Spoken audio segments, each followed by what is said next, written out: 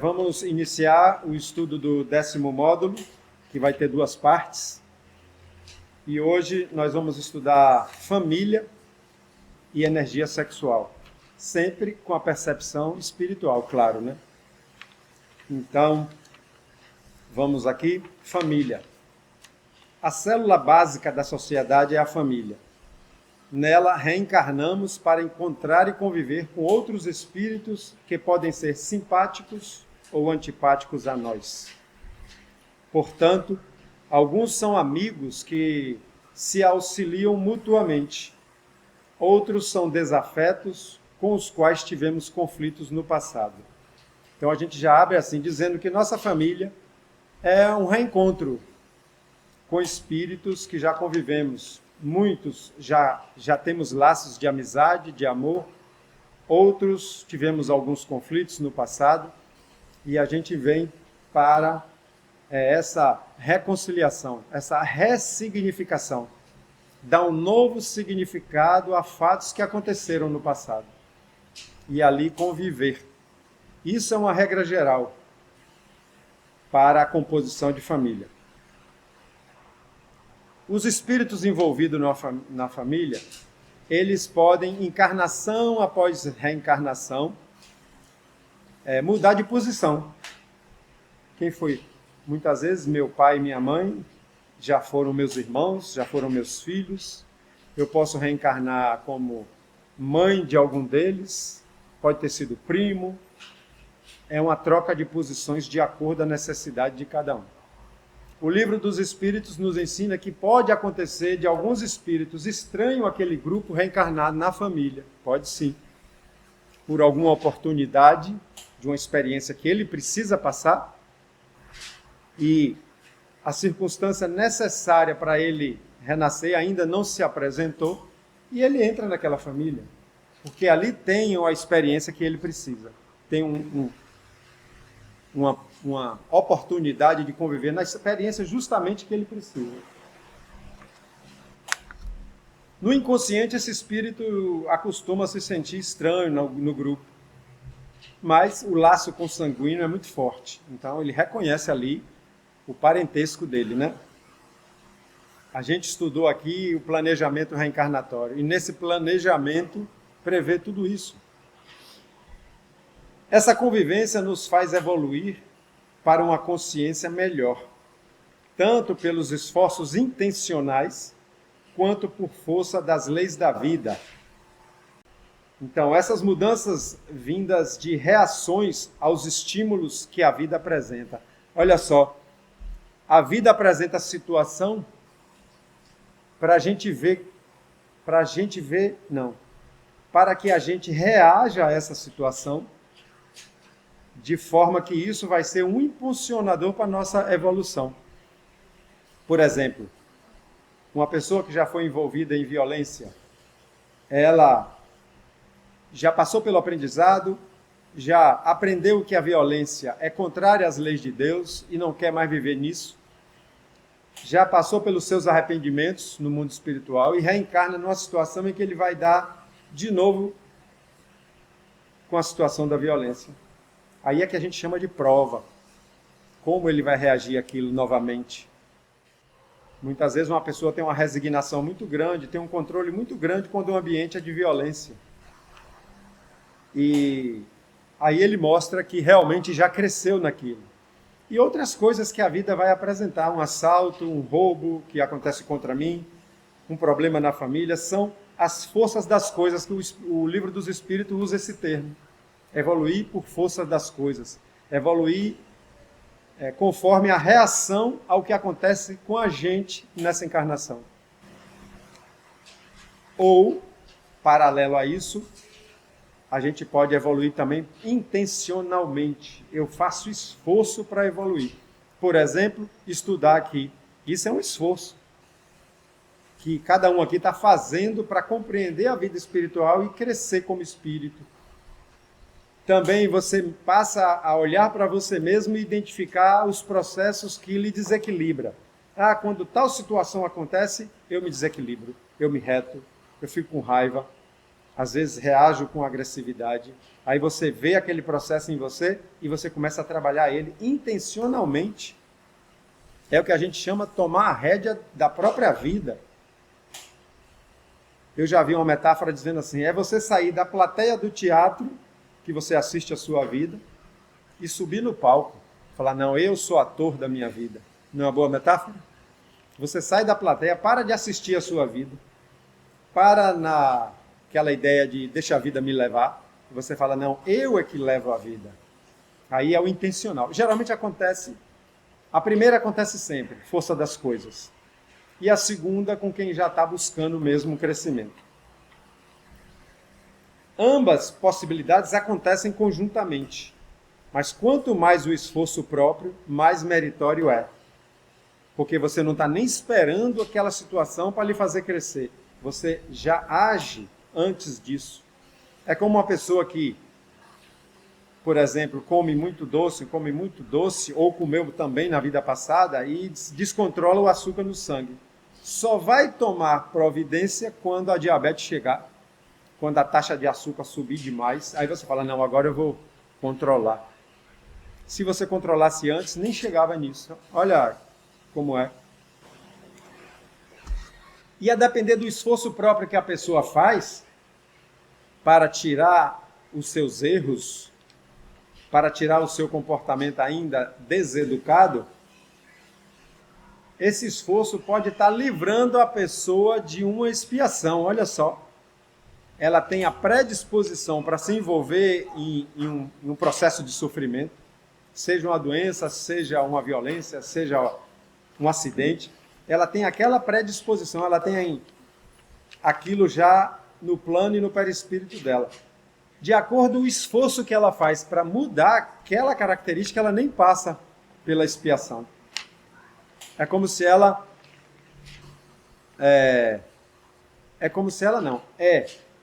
se antecipar àquela situação e crescer antes.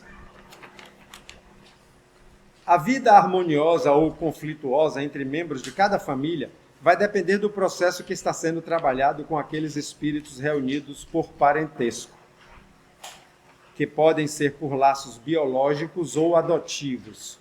Família não quer dizer só que foi gerado por aquela mãe, né? Um adotivo é família. Até um primo que vem do interior para morar ali, porque vai estudar na capital, acaba virando aquela família também.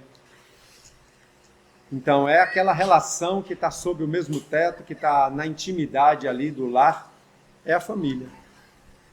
Então, a depender do conflito que acontece ali, ou da harmonia, é que está se seguindo um processo de vidas passadas.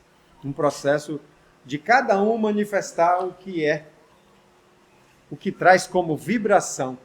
Eu estava ouvindo uma palestra de Medrado hoje, e ele fala assim, o que você é não é o que você manifesta com suas atitudes. O que você é o que vibra em você. É o que vibra em você, porque a manifestação a gente pode maquiar, né? A gente pode fazer igual um ator. A gente pode fingir. E eu sempre gostei também da frase assim, a gente é não o que a gente age, mas o que a gente reage. Porque a reação toma a gente de repente, né? A reação toma a gente de repente, aí a máscara cai. É o impulso que vem do inconsciente. Às vezes é um grito numa pessoa, desculpa, eu me desequilibrei. Não, você se apresentou.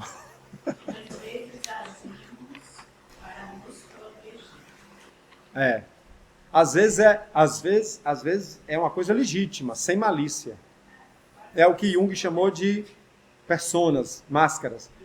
Às vezes a persona é necessária e não é maliciosa, né?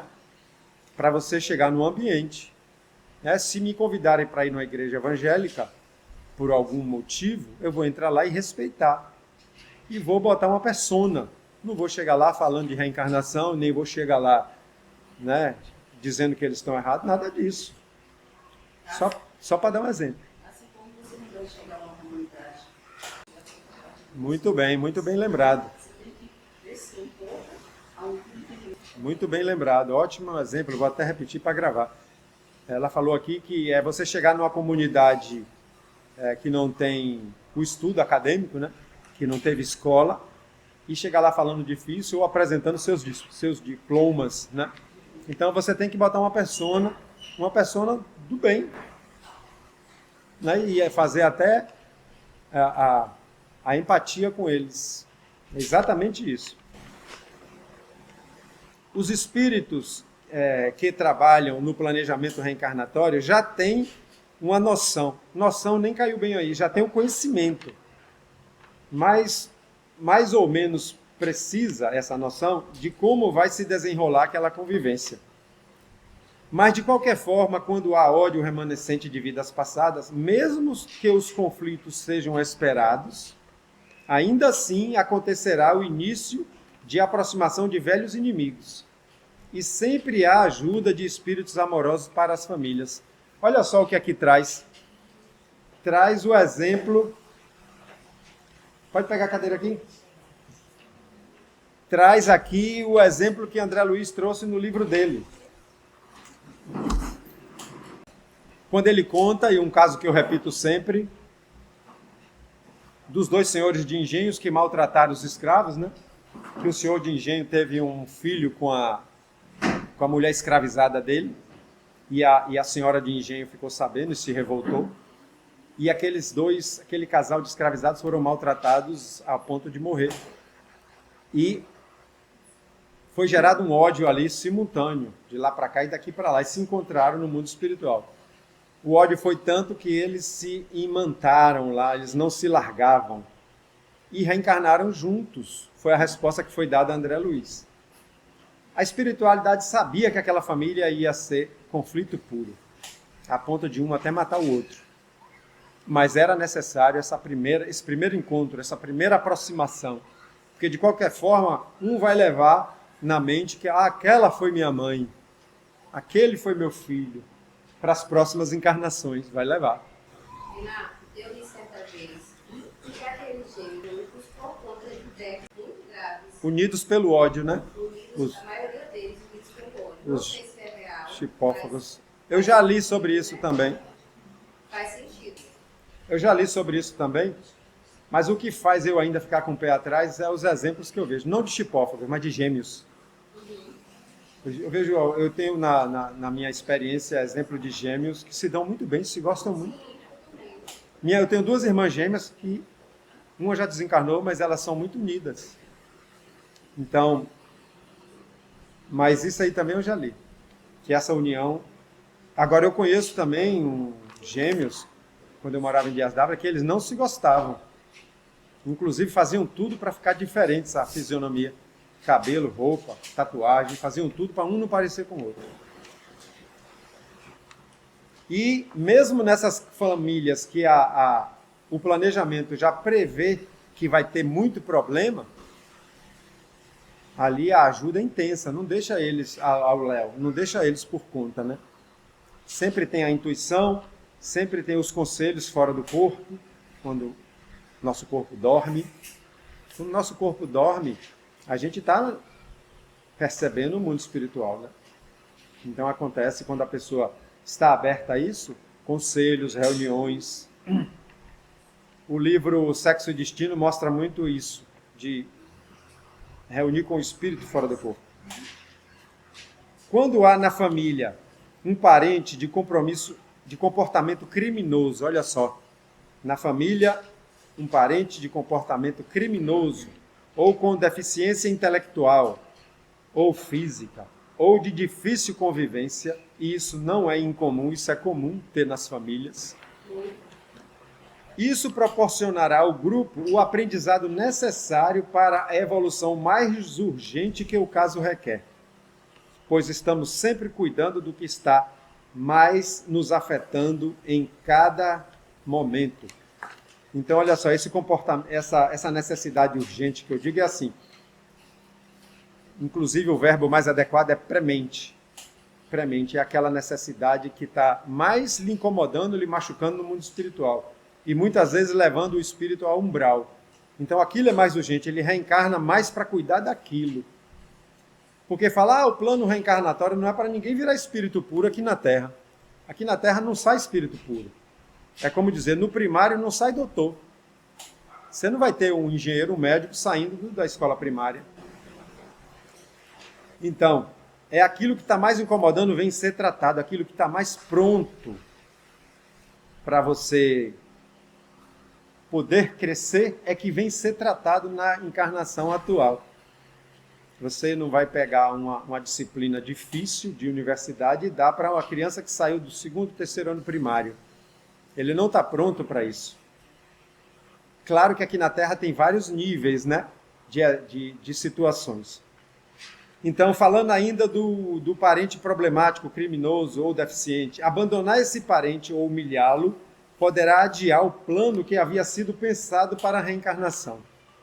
Geralmente, o grupo ou parte dele tem responsabilidade com a situação do membro difícil. Olha só. A família tem participação naquilo, ou todos ou alguns. Os que não têm participação veio para ajudar. E minha família é muito grande e tem exemplos de deficiências. Né? E a família, graças a Deus, depois que minha mãe desencarnou, meu pai desencarnou, os irmãos, que pode até estar ouvindo esse vídeo, vão ouvir, abraçaram a causa mesmo e cuidam com uma beleza muito grande. Eu tenho muita gratidão pelo cuidado que ele tem com esses dois. É muito bonito isso na minha família.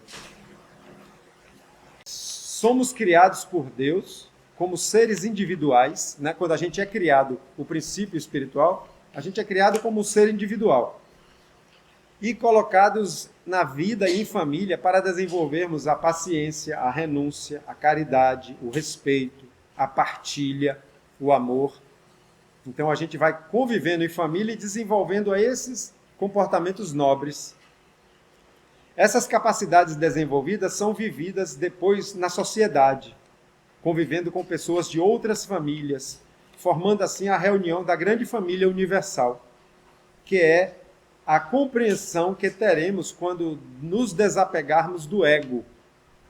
Jesus nos ensinou isso quando perguntou: quem é minha mãe? Quem são meus irmãos? Em Mateus 12:48. Então, olha, a convivência em família faz a gente aprender a dividir, faz a gente aprender a ajudar, faz a gente aprender a chorar o sofrimento do outro. Em geral, isso acontece. E a gente está aprendendo para levar isso para a sociedade, que é a grande família universal. Nós somos todos irmãos, nós somos todos unidos, né? Por sermos criados por Deus.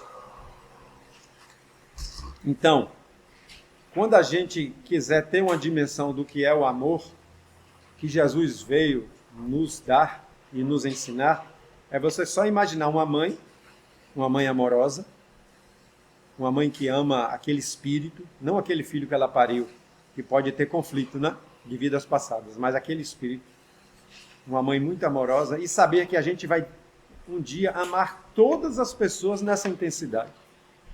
Olha só, às vezes parece até impossível, né? Imagine você amar qualquer pessoa na intensidade que você ama seu filho. A gente vai chegar a isso. Essas capacidades vão ser desenvolvidas no núcleo familiar e levado. Na família você se incomoda muito em ver uma pessoa com fome, ver uma pessoa doente ali dentro, né, do lar. Às vezes até um parente, um primo, uma tia. A gente se preocupa, vai socorrer, vai ajudar. Isso é como se fosse um treinamento para a vida em sociedade em geral. E a gente já desenvolve isso, né? A gente tem compaixão, quem já tem uma bondade desenvolvida, tem compaixão por uma situação difícil, como acontece terremotos, tempestades, furacões. Aconteceu um furacão agora no Paraná, não foi? Então a gente tem compaixão. Já é essa coisa da família sendo transferida para a sociedade. E até uma pessoa que a gente vê na rua com dificuldade, um idoso, uma pessoa que toma uma queda, a gente tem o impulso de socorrer, né? De ajudar. Já é essa coisa desse amor mais universal. A educação dos filhos deve ter base no ensino familiar, no escolar e no espiritual. Porém, os dois últimos não podem fazer o papel da família, que é o principal. Olha só, a criança tem que ser educada na escola, na família e no espiritual. Só que escola e espiritual não substitui aquela experiência da família, que é uma experiência muito mais de sentimento, né? Você chega na escola e aprende, né, a educação, a gentileza no trânsito, na vida, você aprende, fora as disciplinas técnicas, né, matemática, português, você aprende a conviver com os coleguinhas, mas o sentimento que mora em família, né, aquele colo de mãe, aquela convivência de irmãos, é a família que passa. E o espiritual vai nos ensinar. Apesar de sabemos que muitas mães levam os filhos pensam que a escola é outra coisa. Ela só vai não. Isso está sendo muito esclarecido atualmente, né? Que as mães e os pais não devem fazer isso. Deixar que a escola tenha a responsabilidade de educar seus filhos, né? A educação doméstica, né? A educação da gentileza, do respeito, do amor ao próximo. A escola ajuda, tem professores, tem direções escolares que ajudam nesse sentido, né? Mas não é responsabilidade direta. Por isso tem as reuniões, né, de pais e mestres, para que isso seja feito em conjunto. Lembremos que cada família está em diferentes condições quanto ao grau de maturidade espiritual, situação financeira, desenvolvimento cognitivo. Olha o que você falou, ó. Esse desenvolvimento cognitivo, de compreender isso, reflexos da sua história ao longo da jornada do espírito. Então, as famílias não estão na mesma condição de passar igualmente uma educação perfeita. Cada uma tem uma situação, né?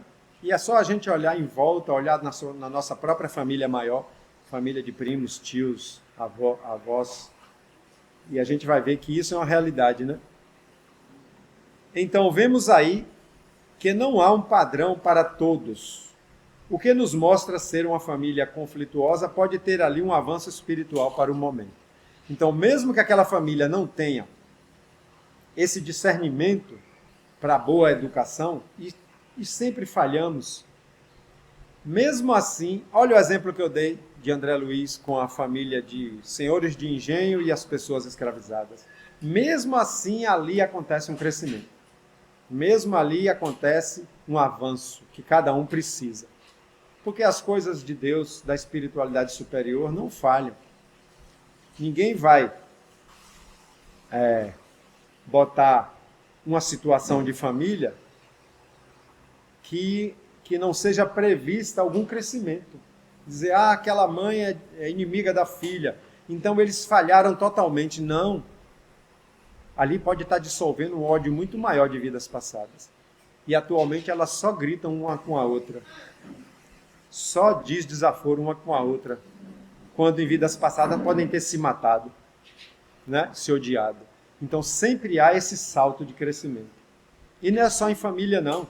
Individual nas pessoas.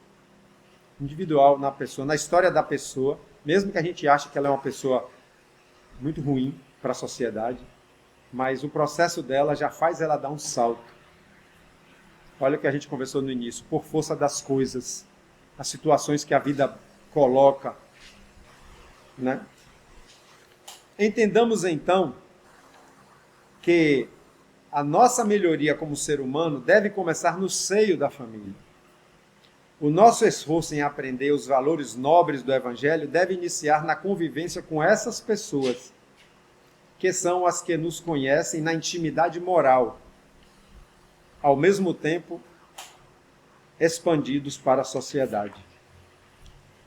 Então, se dar bem em família, ter a capacidade de conviver com o contrário dentro da família, é uma lição básica para a gente. Então, quem tem conflito, quem está de mal, é assim que a gente fala, né? Quem está de mal com um familiar, corra atrás para desmanchar isso. Pegue toda a dose de humildade e de bondade que você já desenvolveu e vá e acabe com esse conflito. Chegue para conversar, bote as cartas na mesa e eu sempre digo, vá preparado caso escute desaforos de lá para cá. Vá preparado, porque a outra pessoa pode não estar na mesma intenção sua, mas a sua parte você fez. Hoje eu não sou de mal de ninguém da família. No passado eu já tive. Não sou de mal de ninguém. Convivo com todos. Tranquilamente. Claro que sempre tem aqueles que não simpatizam por várias questões, mas eu estou aberto a todos. Já fiz esse trabalho. E é bom que a gente faça. É a lição básica, é a gente conviver bem em família, para depois a gente expandir isso para a sociedade. Então encerramos aqui esse estudo básico do que a doutrina pensa de família e os exemplos. Família é reencarnação de espíritos. Família é reunião de espíritos que conviveram em vidas passadas e que trocam de posições. Aí um dia, raciocinando, eu brinquei assim com um amigo. Então eu posso ter sido meu bisavô. Eu mesmo fui meu bisavô. Se na vida passada eu gerei meu avô, meu avô gerou meu pai. Aí esse bisavô reencarna filho de meu pai, eu de novo. Né? Minhas irmãs mais velhas me contam que meu avô, lá nos idos 1900, né, que meu pai é de 1930 e poucos, quando eu nasci meu pai já tinha 50 e poucos anos, minha mãe tinha 40 e tantos. Eu sou o último filho de uma... Né? O último não, que minha mãe depois adotou alguns. Mas que minha mãe pariu, eu fui o último. Então eu tenho essa peculiaridade, não conheci meus avós. E minhas irmãs me contam que meu avô paterno, ele era espírita. Olha, ser espírita em 1900. Tinha que ter muita determinação, porque inclusive era proibido por lei. Eram perseguidos. E eu de vez em quando pergunto a um irmão mais velho, meu avô Abraão era espírita? Ele lia livros espíritas naquela época. Aí me veio um pensamento assim, será que eu sou ele que voltei? Não tenho nenhuma comprovação disso, mas é uma coisa que me agrada de pensar. Vamos estudar agora energia sexual. É um estudo bem interessante, porque é uma condição muito forte para lidar nessa vida. E a gente vai ver aqui no texto que o dinheiro, junto com a energia sexual, são as duas potências que arrastam a gente para o erro ou para o equilíbrio, né? Uma pessoa que sabe lidar bem com o dinheiro, sem humilhar ninguém, sem pisar em ninguém, sem tratar mal os empregados da sua empresa, vamos falar dos muito ricos. Uma pessoa que não agride ninguém por causa do dinheiro. E também a energia sexual, que sabe lidar com essa força, é uma pessoa já bem adiantada. Lidar bem com o dinheiro e com a energia sexual. Mas hoje a gente vai falar rapidamente aqui do dinheiro, mas o assunto é energia sexual. A energia sexual é uma força criadora divina.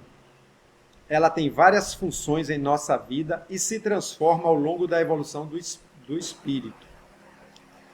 Utilizando a motivação do prazer, ela exerce a sua função mais básica, que é impulsionar a reprodução para perpetuar as espécies, gerando a vida física, e com isso possibilitando a reencarnação de princípios espirituais nos animais e dos espíritos em família. Vamos comentar esse parágrafo.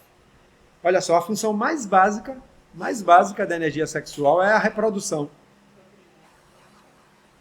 E Deus fez a estratégia de botar o prazer, para que a gente tenha a motivação de perpetuar as espécies, inclusive os animais. Os animais fazem sexo para perpetuar aquela espécie. E a afetividade, né? Também. Os animais menos, né?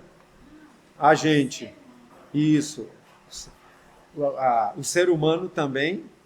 E ali desenvolve a afetividade, o amor de convivência. A gente vai falar sobre isso.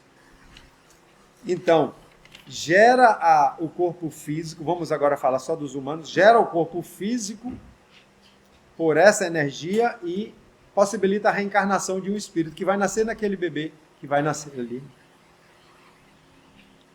Mas, nos humanos, também desenvolve outras atividades, essa energia, né? Atividades intelectuais, criativas e espirituais, à medida que o espírito vai sublimando-a. Então, essa energia ela é uma força que vai além disso. essa coisa da procriação é a função básica, a função ainda animalizada. Ela é tão animalizada que os animais também usam para isso. Os animais não usam ela para criatividade, nem para intelectualidade. Então ela é uma condição animal que nós temos.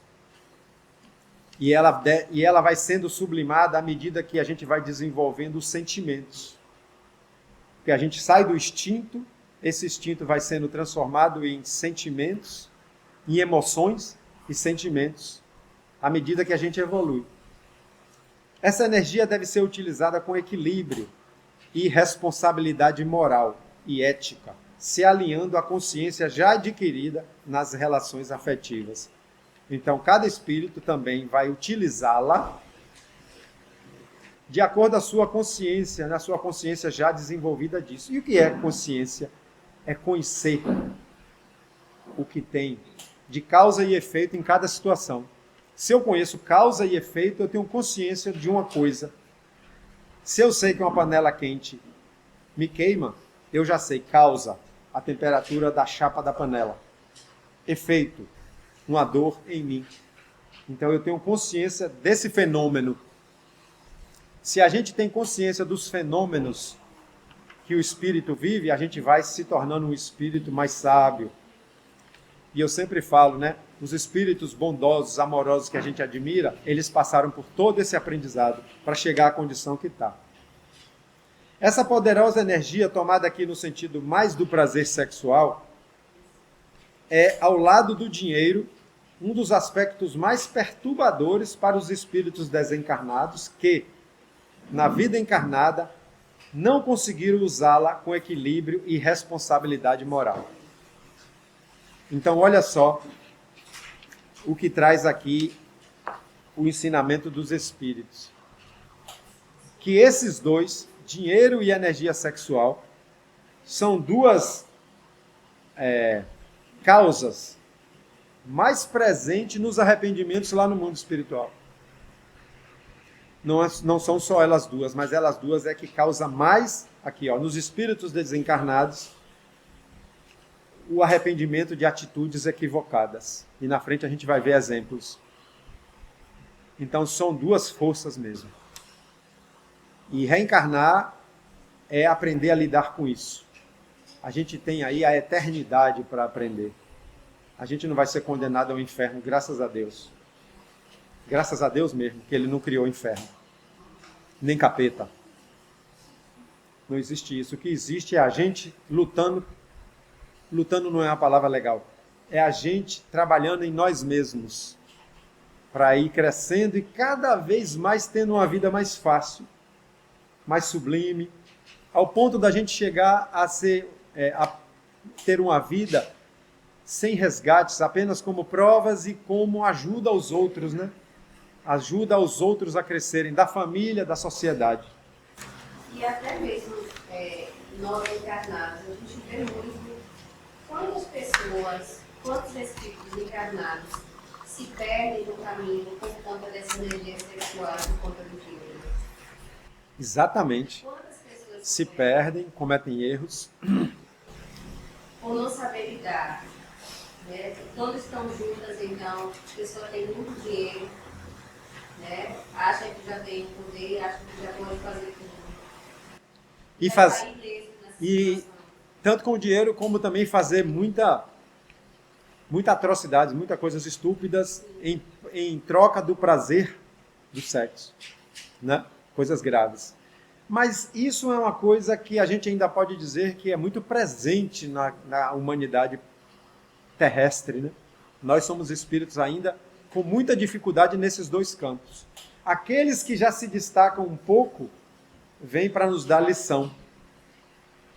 O celibato, lembrando agora que está no texto e não vai estar aqui isso, o celibato, a reclusão, a abstenção da vida sexual, simplesmente por imposição religiosa, é um grande erro. Porque aquilo vai ser reprimido no inconsciente, vai ser reprimido naquele espírito, e chega um momento que ele não aguenta. Eu conheci nessa vida um senhor que ele era, que ele já desencarnou, diácono. Eu acho que diácono é mais do que padre, né?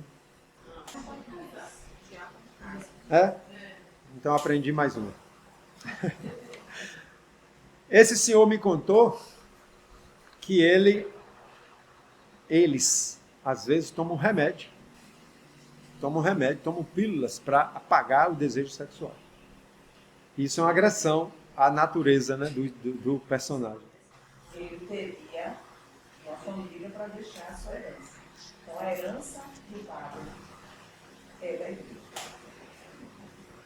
Pronto, mais um aprendizado.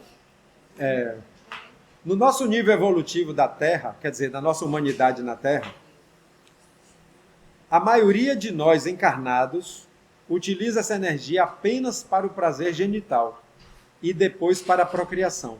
Então, na Terra nós temos 8 bilhões de espíritos reencarnados, 8 bilhões de habitantes na Terra, em torno disso. Ele está dizendo que a maioria de nós ainda utilizamos essa energia prioritariamente para o prazer e procriar.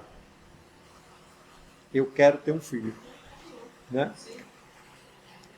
E muitas vezes tem filhos sem querer, né? Mas, como já foi dito, ela é uma poderosa energia psíquica e não se restringe à prática do sexo. Provém do espírito para o corpo carnal e alimenta a vida do espírito depois da desencarnação. É uma energia que os hindus, né, chamam de Kundalini. Os hindus se aprofundam mais no estudo dessa energia do que nós. Isso não está no texto, né, porque aqui é mais básico o que a gente está fazendo, mas essa energia que os hindus chamam de Kundalini é a energia que circula entre os chakras. Ela, quando está no seu processo mais bruto, ela gira no chakra básico, no chakra genésico. E quando ela circula para os chakras superiores, né, o chakra da ligação espiritual, o chakra da intelectualidade, o chakra dos sentimentos, o chakra da comunicação, é essa energia que vai circular. Então, aí ela está circulando no perispírito, no corpo espiritual. Quando a pessoa morre, essa energia vai com o espírito. Mesmo que ela seja essa energia animalizada, ela vai com o espírito. Então vamos entender um pouco mais aqui. A sua sublimação ou seu refinamento, isso aqui é importante, né? O refinamento, a sublimação dessa energia, se dá com o direcionamento para um amplo leque de atividades mais nobres, como trabalho, arte, estudos, obras assistenciais, caridade ou altruísmo. Então, todas essas atividades, e deve ter outras, utilizam-se dessa energia, da parte mais nobre dessa energia. E isso beneficia a pessoa com maior força vital, clareza mental e um amor mais universal. Quando essa energia começa a ser transmutada, quando ela começa a ser sublimada e vai para outros campos da vida do espírito, e é comum aqui na Terra também, é comum a gente utilizá-la nesse sentido, a gente começa a ter mais clareza mental, mais capacidade de compreender a vida, mais serenidade, porque ela está saindo daquela condição apenas animal e sendo transformada. Todos nós temos ela já transformada em algum nível, uns mais, outros menos. E quando a pessoa é da arte, é da poesia, do trabalho intenso no altruísmo, na caridade, né? Como essas obras que a gente vê de Divaldo Franco, de José Medrado, de Adenauer Novaes, eu falo os da Bahia que eu mais conheço, de Irmã Dulce, menos necessidade de gastá-la com o sexo. Olha aí que não precisa do celibato. Ela vai sendo transformada. São pessoas que necessitam menos dessa prática. E é comum também pessoas assim já na Terra. Então a ideia de proibir o sexo é equivocada, e a ideia da toda vez que eu vou falar essa palavra, eu não consigo. Pecaminar uma coisa é torná-la ela pecado, né? Tornar o sexo pecado é um equívoco da humanidade desde os primeiros séculos. Por isso que existe um tabu tão grande, é proibido falar, é indecente, é aquilo. É um erro. Ela tem que ser educada, não tornada suja. Inclusive, é isso que veio trazer a ideia de Maria Virgem. Olha, porque ela não se meteu nesse pecado. Não é pecado. Quem criou o sexo foi Deus. É a estratégia divina a sexualidade. Né? E por isso que traz essa ideia de Maria a Virgem e traz a ideia de que o pecado é sujo. E a mulher foi discriminada, humilhada e reprimida ao longo dos séculos porque entendia-se que ela era a fonte do pecado. Assim é na história de Eva e Adão, né? Já começou lá. A maçã era isso, né? Pois é. Porque ela já voltou com 2 meses de grávida. Era assim a condição da mulher ao longo dos séculos. Nesse parágrafo agora tem uma metáfora que eu gostei muito, que ela foi bem incrementada por mim. Eu queria saber, entender como usar essa energia sexual para trabalho, arte. É a própria busca do espírito. Vontade. É vontade. A pessoa pode já trazer isso como artista, E a criatividade não é só arte.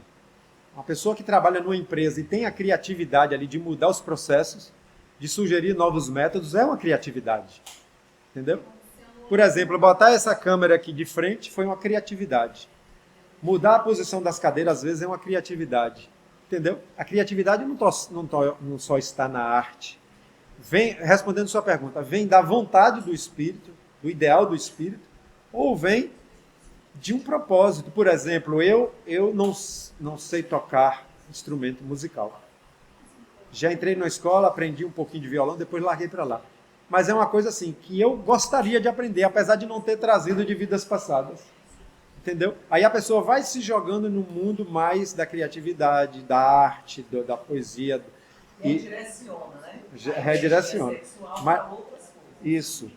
E não esqueça que... Se chama um processo de sublimação, não é isso? Isso. Você deixa de dar tanto através de um outro trabalho que você desenvolve. E às vezes faz inconscientemente. Não. Passa a não ser tão importante quanto. Essa é a vontade que o Renato está falando. E a maioria dos casos não faz de caso pensado.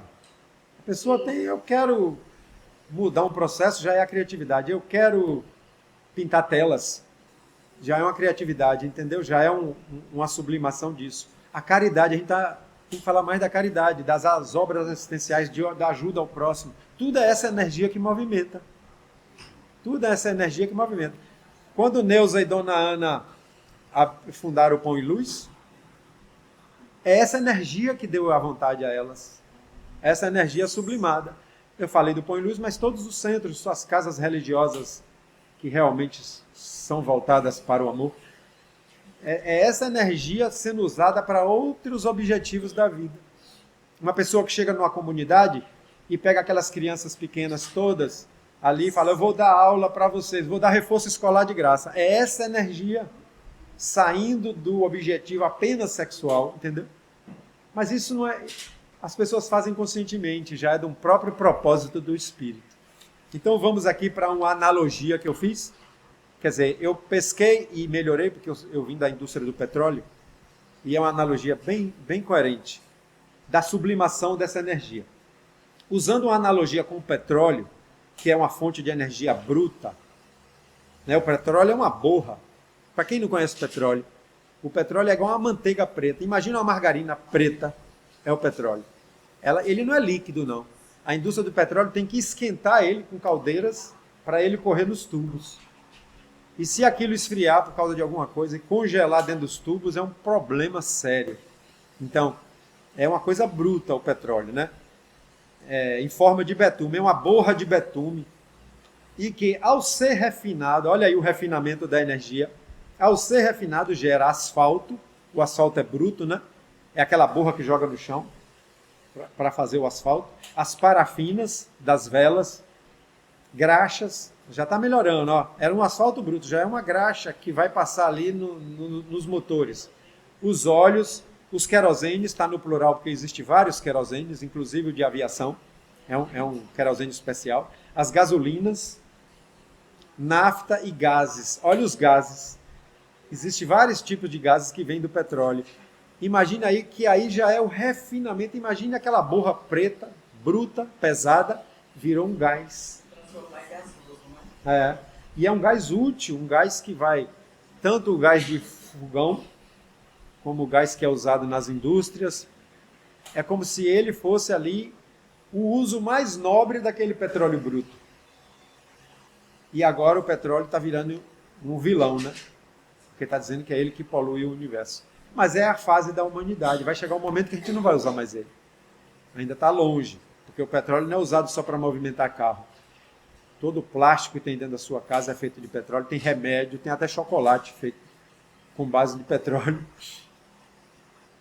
O refinamento no uso da energia sexual requer esforço. Aí, ó, a sua pergunta, viu?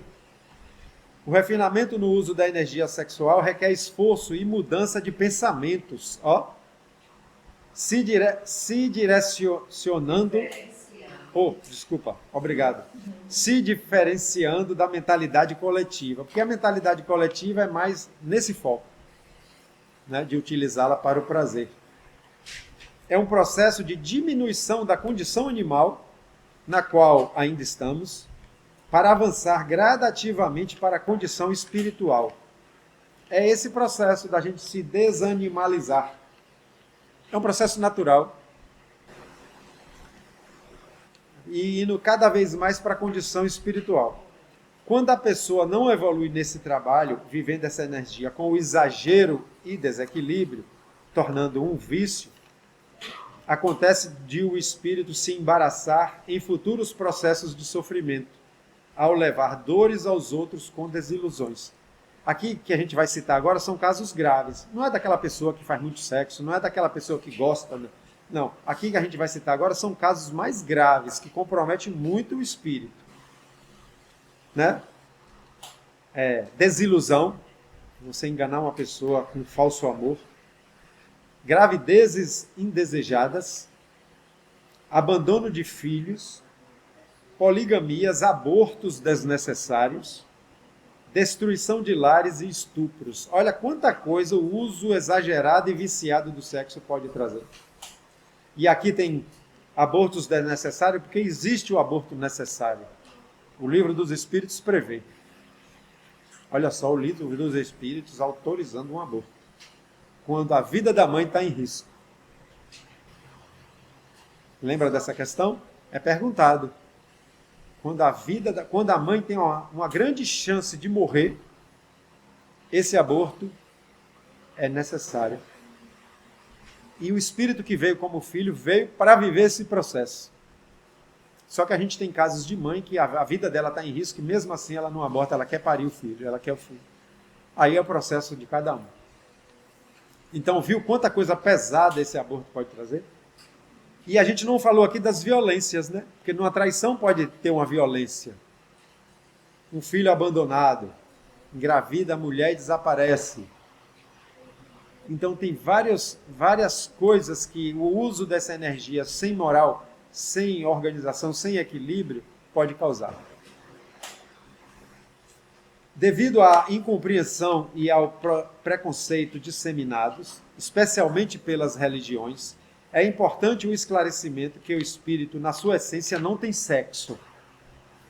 O espírito, na sua essência, ele não é homem nem mulher. Na essência.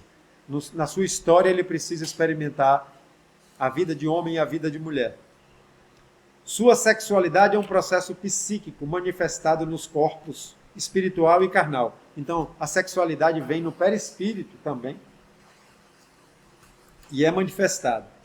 E o mau ou bom uso dessa energia está na afetação que causa nos outros e não na forma de praticar o sexo. Olha qual é o mal que essa energia sexual pode causar. É quando ela afeta negativamente a vida do outro.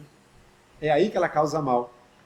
Para o espiritismo, o heterossexual, o bissexual e o homossexual merecem o mesmo respeito e acolhimento, entendendo que a bondade de coração e o amor ao próximo não depende disso. Então o espiritismo não condena, nem recrimina a homossexualidade, nem a bissexualidade. Porque se a gente raciocinar com coerência, um heterossexual pode fazer muito mais coisas horríveis com a sua energia, de que às vezes um homossexual, você vê um casal de homossexual ali que se amam, que vivem uma vida decente lá no seu lar, que adotam um filho, que tem uma vida digna. Eu não sei por que as pessoas se incomodam tanto querendo impor uma falsa moral que vem das religiosidades desequilibradas e mal compreendidas. E muitas vezes um hétero é um estuprador, é um violentador, né? Então não é a forma que se usa a energia sexual, é o efeito que ela causa na vida das pessoas. Olha só que raciocínio inteligente, né? É o efeito que ela causa. E nós estamos evoluindo muito nisso. A nossa sociedade, a humanidade está evoluindo nisso, né? Já tem casamento autorizado, adoção de filhos autorizada. Antigamente era uma doença, né? E ainda tem país que é. Tem país que o homossexual, se descoberto, é condenado à morte. E a bondade não depende disso. Eu gostei desse fechamento. E esse fechamento aqui é mais legal ainda. Para quem fez o mau uso dessa energia, que está ouvindo esse vídeo, sempre é tempo de arrependimento transformador para evoluir e dar início a uma nova postura, corrigindo prejuízos causados e promovendo, naqueles ainda ignorantes, essa consciência sobre uma dimensão tão afetadora. Então, olha só, quem já cometeu, eu falo isso mesmo quando eu falo de aborto nas palestras. Quem já cometeu, lembre que era ignorante no assunto, e isso é perdoado, que não sabia o que estava fazendo perfeitamente, não sabia de reencarnação, fez, então agora já sabe, se perdoe. Como se perdoando? Adquirindo uma nova atitude e trabalhando para que aquele erro não aconteça com outras pessoas que convivem com você, disseminando isso, ensinando isso, né? Então, não tem nenhum erro imperdoável para Deus, não tem nenhum erro que não possa ser corrigido pelo Espírito. E aí é que entra a maravilha da demonstração de amor de Deus com a reencarnação. A pessoa pode fazer horrores numa encarnação. Ele está fadado a se corrigir. Não tem saída para ele. Ele vai ser o espírito de amor, por força das coisas. Deus vai levá-lo à correção. É aí que a gente tem que compreender as dores que a gente passa nessa vida. É o arame farpado que não deixa o boi sair, nem pegar o caminho errado. Falando de uma maldade, né? Mas o exemplo é esse, o boi vai ali, na cerca tem farpa para isso. Para na hora que o boi quer derrubar a cerca, ele se fura e não vai. É Deus quando nos dá as limitações, que a gente aí não vai cometer o mesmo erro de novo, a gente já veio numa condição para crescer. Encerramos o estudo de hoje sobre família e energia sexual. Semana que vem a gente vai fazer uma sociedade espírita, uma instituição espírita.